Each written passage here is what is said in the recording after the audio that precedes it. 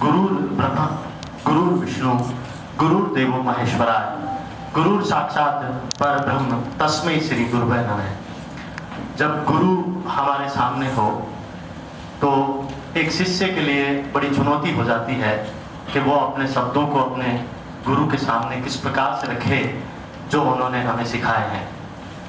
आज मेरा ये सौभाग्य है कि जिनके चरणों में, जिनके सानिध्य में मुझे ये कार्य सीखने का अवसर मिला और जो आज मैं शब्द बोल पाता हूँ, वो शब्द जिनसे मैंने सीखे वो आज हमारे मध्य उपस्थित हैं।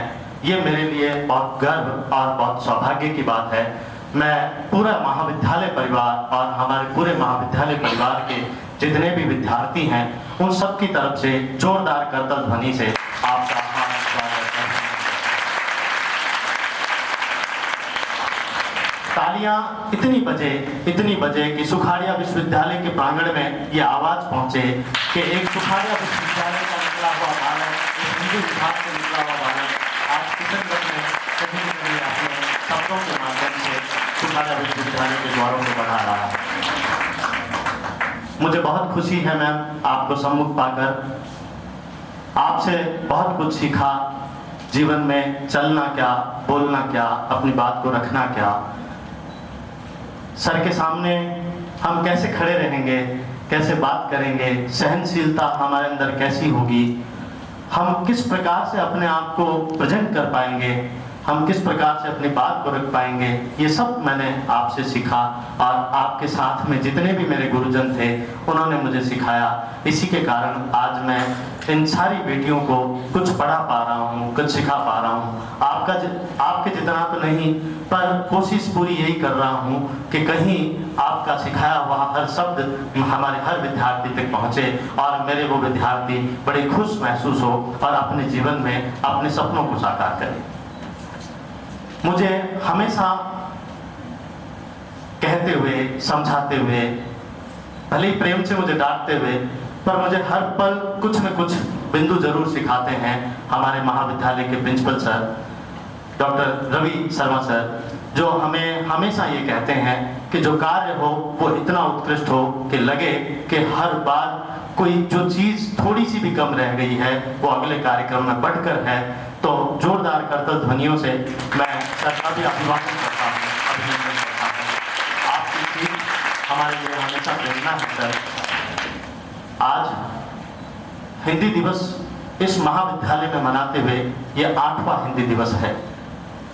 आपको ये बताते हुए बड़ा हर्ष है कि जब इस महाविद्यालय का पहला हिंदी दिवस था तब इस हिंदी दिवस पर व्याख्यान के लिए वो विद्वान व्यक्ति आए थे जिन्होंने मैम को पढ़ाया और मैम को पढ़ाने वाले विद्वान सबसे पहले इस हिंदी दिवस कार्यक्रम में व्याख्यान के रूप में, व्याख्याता के रूप में और मुख्य अतिथि के रूप में पढ़ा रहे थे।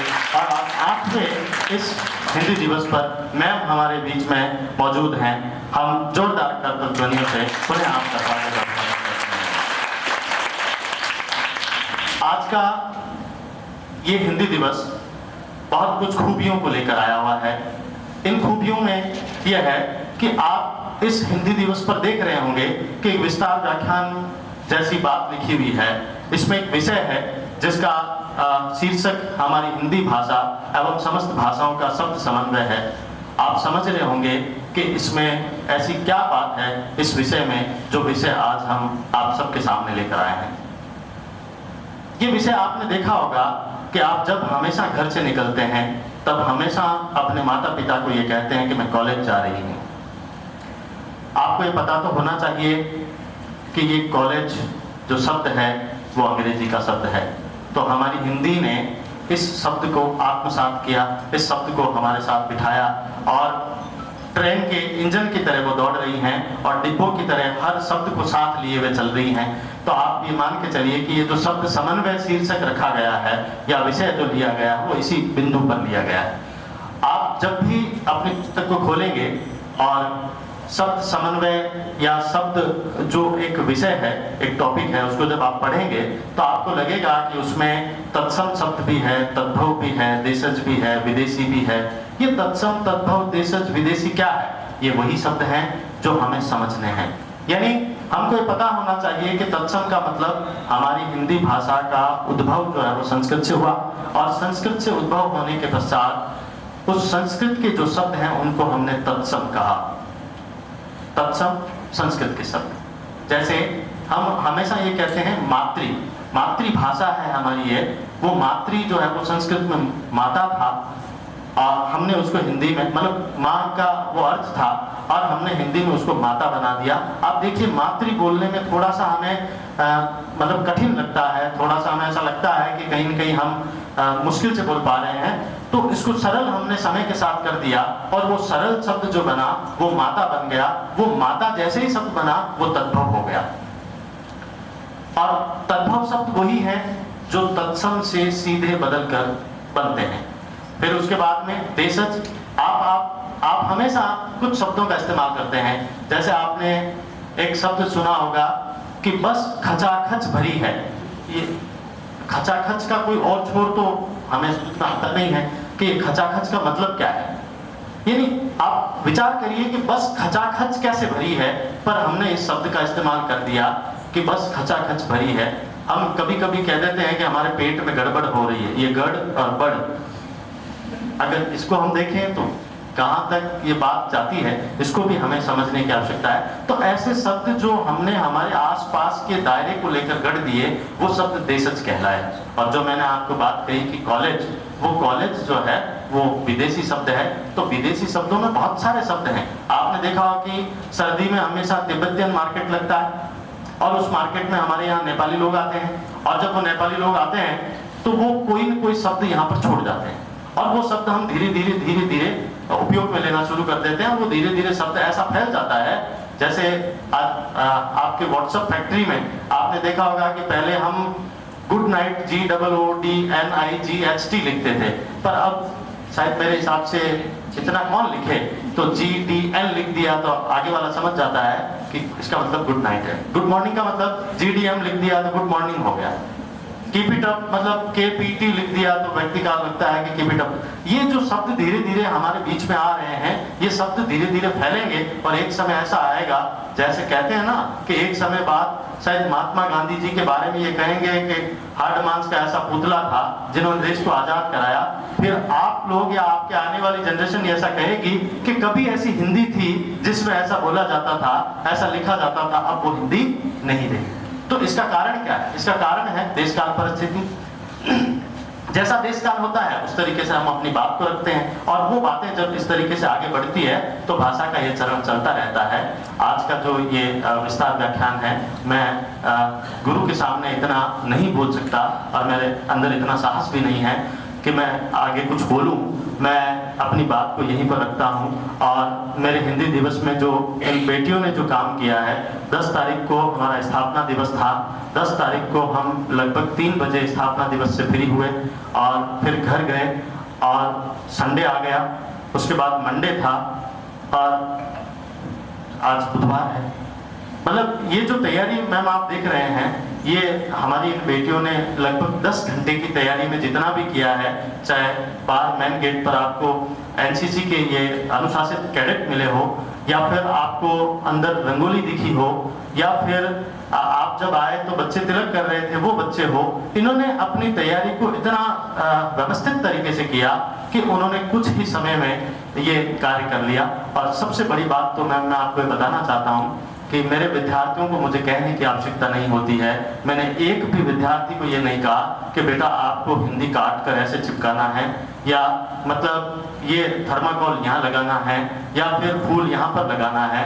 ये मेरे सभी इन बेटियों ने किया है, और ये बेटियां इतनी एक्टिव रहती है कि मेरे बॉडी लैंग्वेज, हालांकि मेरी बॉडी में कोई ऐसा है नहीं, मैं झुक के चलता हूँ, ऐसा चलता हूँ जैसे मैं अब धरती पे गिर जाऊंगा, पर कहीं न कहीं ऐसा लगता है मैम कि ये मेरी भावनाओं को समझ जाते हैं। मैं जब बोलता नहीं हूँ उससे पहले ये समझ जाते हैं कि इन सर को क्या चाहिए और कैसे करना है, और ये सारी तैयारी जो करते हैं ये बच्चे बड़ी तन्मयता से करते हैं। मैंने एक भी विद्यार्थी को ये नहीं बोला कि बेटा आपको ये काम करना। मैंने सिर्फ एक बात कही कि जब भगवान राम लंका पर चढ़ाई करने के लिए जा रहे थे तो वहां पर राम सेतु बनाना मजबूरी हो गई थी, बीच में समुद्र आ गया, अब समुद्र आ गया तो समस्या ये हो गई कि समुद्र को पार कैसे करें।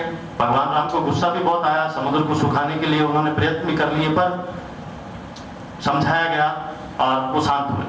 फिर उसके बाद राम सेतु बना। राम सेतु बन रहा था तो बहुत सारे लोगों ने अलग अलग पत्थरों को रखा, और जब पत्थरों को रखा, जब पत्थर एक के बाद एक जुड़ रहे थे, एक छोटी सी गिलहरी थी, वो गिलहरी ये महसूस कर रही थी कि मैं क्या करूं, मतलब ना तो मुझसे पत्थर उठने वाले हैं, ना मुझसे कोई कंकर उठने वाले हैं, तो मैं क्या कर सकती हूँ। तो उसने समुद्र के किनारे जाना शुरू किया, समुद्र में अपनी पूंछ को डुबोया, वापस बाहर आई और उसको मिट्टी में, समुद्र के किनारे के बाद मिट्टी लगाई पूंछ पे, और जाकर उस राम सेतु पर झाड़ा, मतलब सीमेंट लगा रही थी गिलहरी। और जब वो सीमेंट लगा रही थी तो ये सारी प्रक्रिया जो है भगवान राम देख रहे थे। तो उन्होंने जब देखा तो उन्होंने कहा जितना इसका सामर्थ्य है वो उस तरीके से अपने काम को कर रही है।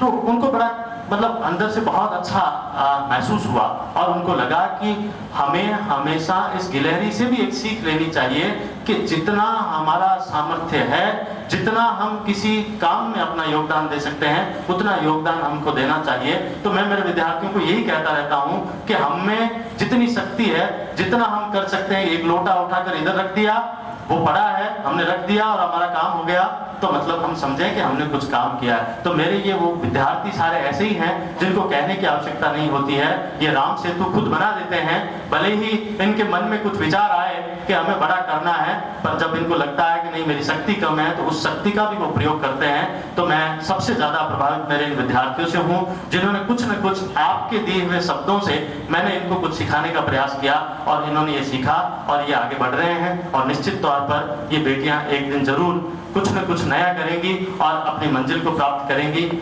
मैं हिंदी दिवस पर आप सबको ढेर सारी शुभकामनाएं देता हूं, और